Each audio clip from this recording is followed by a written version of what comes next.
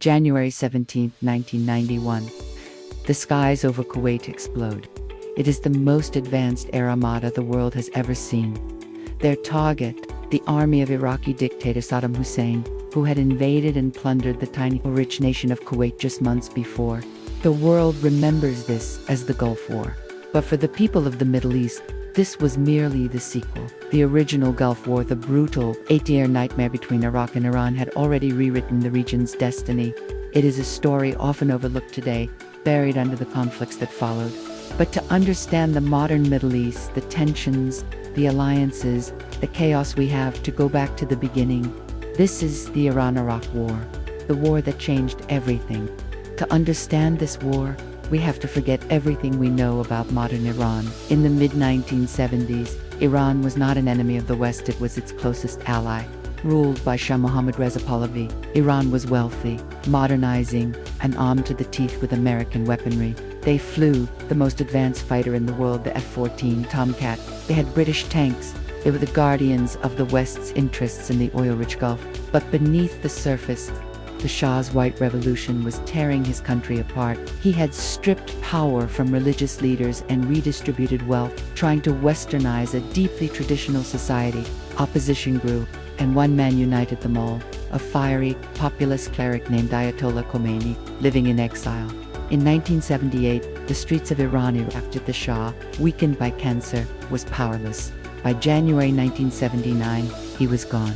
Khomeini returned in triumph, and on April 1st, the Islamic Republic of Iran was born. For the West, it was a disaster. The U.S. embassy was seized, hostages were taken, and America's most powerful ally had become its most vocal enemy.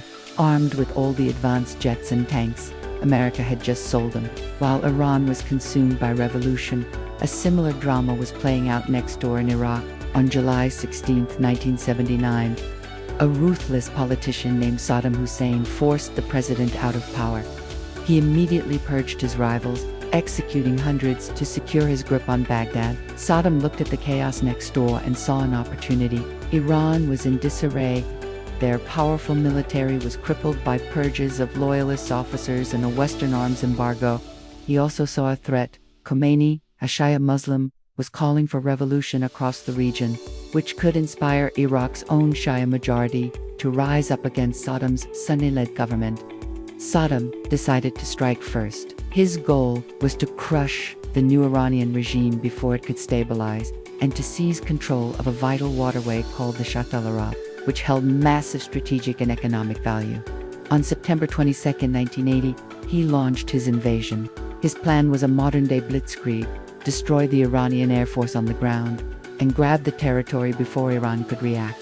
But almost immediately, the plan cracked. The Iraqi Air Force damaged the runways, but the planes survived. Within 24 hours, the Iranian Air Force was airborne, striking back at Iraqi bases. The blitzkrieg was stalling. On the ground, Iraqi forces pushed into Iran, but they faced a desperate, bloody resistance. In the city of Khorramshahr, Iranian soldiers and civilians fought house to house. The battle killed 7,000 people, earning the city the name City of Blood. By the end of 1980, the Iraqi advance had stopped. Saddam had not delivered a quick victory. Instead, both sides settled into a horrific war of attrition. On paper, Iran should have won easily, but their American jets were grounded due to a lack of spare parts. Their experienced generals had been executed. They were forced to improvise, scrounging for parts and relying on infantry.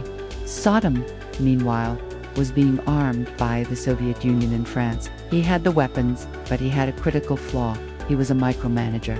He overruled his generals, stretched his forces too thin, and even executed officers who recruited. Worse, for Saddam, his invasion had backfired politically. Instead of exploiting Iran's divisions, he had united them. Thousands of young Iranians volunteered to fight, charging into Iraqi machine guns and artillery in waves of human assaults. The desert ran black with smoke and red with blood. By 1982, Iran had pushed the Iraqi army back to the border. Saddam offered a ceasefire, but Ayatollah Khomeini refused. He demanded Saddam be removed from power. The war would continue. With the land wall locked in stalemate, both sides looked for new ways to bleed the other dry. They targeted the region's lifeblood, oil. This became known as the Tanker War. Iraq, using French-made Super-Étendard jets and Exocet missiles, began attacking Iranian oil tankers. Iran responded by mining the waters and attacking ships heading to Iraq. The world's attention turned to the Gulf. This was no longer just a border dispute, it was threatening the global economy. The United States, under President Reagan, intervened. They reflagged Kuwaiti tankers as American vessels and sent the U.S. Navy to escort them. This put American firepower directly in the line of fire. It was a dangerous game. The war was expanding. It was no longer just Iran versus Iraq. It was a conflict drawing in the superpowers, with the constant risk of a catastrophic escalation. As the war dragged into 1988, both nations were exhausted. Nearly 1 million people were dead. But the horror was not over. Saddam, desperate and backed into a corner, resorted to his most brutal weapon, chemical gas. In March 1988, he ordered an attack on the Kurdish town of Halabja. Thousands of civilians were gassed and killed in one of the worst chemical weapons attacks in history. On the battlefield, Iraq finally started to push Iran back. At sea, the U.S. Navy clashed with Iranian forces. And then, on July 3, 1988, tragedy struck. The USS Vincennes, an American warship, mistook Iran Air Flight 655 for an attacking fighter. They shot the plane down, killing all 290 civilians on board. Broken, isolated, and facing the prospect of fighting America as well as Iraq, Iran had no choice. In August 1988, Ayatollah Khomeini agreed to a ceasefire. He said it was more deadly than poison. The war was over. 1 million were dead. No borders had changed. Nothing was solved. But the war's legacy was just beginning.